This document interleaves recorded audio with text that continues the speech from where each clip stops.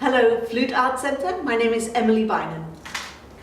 Well, I didn't really choose the flute. The flute kind of, it happened by accident, let's put it like that. I'd learned the recorder at school, and my father played the flute in university. He never had lessons, but he just played by ear. And he had an instrument which he hadn't played. You know, he became a father and busy working life, and so the flute kind of got neglected. And one day I found it in the attic. And you know how the principle of playing the flute is kind of like blowing across a bottle. And so I found I could make a sound right away. And because I'd played the recorder, somehow the fingering seemed logical. And so for some days or weeks, I don't remember, I went around the house playing my recorder tunes very badly on the flute until my parents thought, oh my God, we have to get her a teacher. So bad. So yeah, that's how it started really. And then after 1 year I wanted to change to the oboe because I wanted to make reeds. Oh, now I'm so happy I didn't. But yes. Yeah. That's a great story. So coincidence really. Okay. Amsterdam is a wonderful country. Amsterdam is a wonderful city to live in, and I call it a world village because it's very small, but it's very cosmopolitan.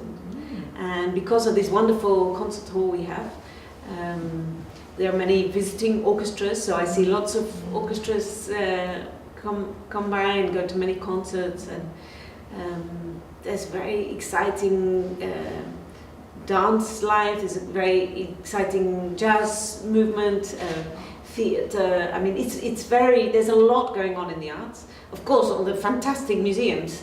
I live right close to Rembrandt's house, and you know, I cycle past it every day, and this, you know, it's very, very inspiring city to be in as an artist, let's say. There's a lot going on. I love the fact that I go everywhere by bicycle, and because it's so small, it's almost every day I bump into someone who I don't expect to see. Wow. You know, when I lived in London for 7 years, I lived in Paris for a year, and you go out of your front door, you walk to the metro station, you go on the underground, or you get in the car, or you get in a bus, and so maybe you go past someone you know, but you don't see them. And in Amsterdam, because you're on your bike, you know, you go past them in the street, you see them, you wave, hello. So in this sense, it feels really like a little village. So yeah, and it's very, I mean, I said it's very cosmopolitan. I mean, there's so many different nationalities living in the Netherlands. So yeah, great place to live. It's my musical family, if you like. We're an orchestra of 120 members from, I think, 24 different nationalities. And there is a very strong, very warm team spirit within the orchestra, which I think you hear back in the music making, you know, on stage. It's, you know, I'm a foreigner living in Amsterdam, as many of my colleagues are. It's, I think at this moment it's around 35% foreigners, maybe in the direction of 40% foreigners now. Of course, some of us have been there for many years, but we're still foreigners. And then when you go to a different country and you're invited to join this family,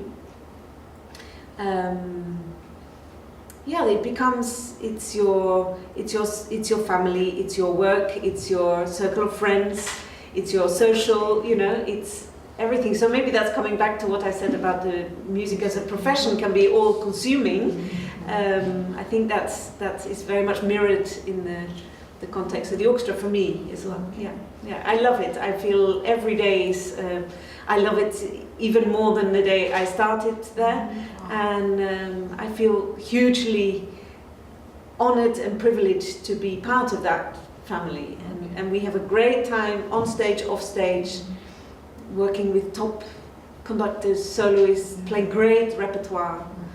So it was my dream to play in an orchestra. From the first time I played in an orchestra when I was 12 years old. I thought, I didn't know then, I think, that you could do that professionally, that it was a job, you know. But I just knew I wanted to do that as much as possible in my life.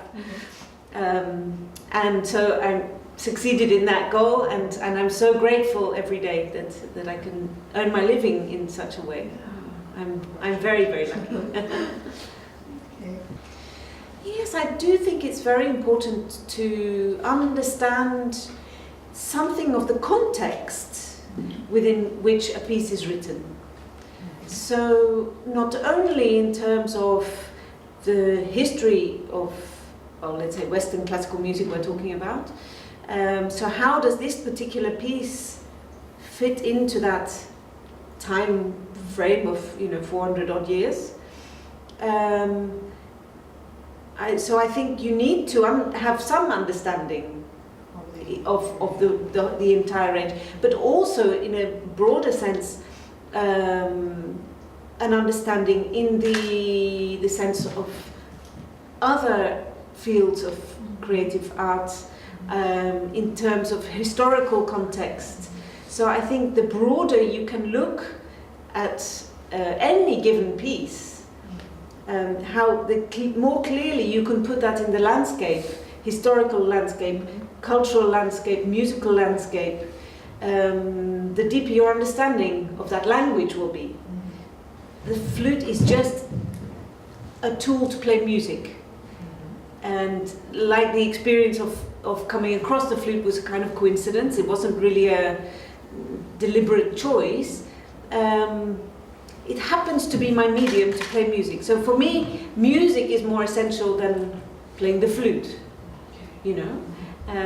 So of course I like the flute, I think it's a lovely instrument, but for me music is really essential.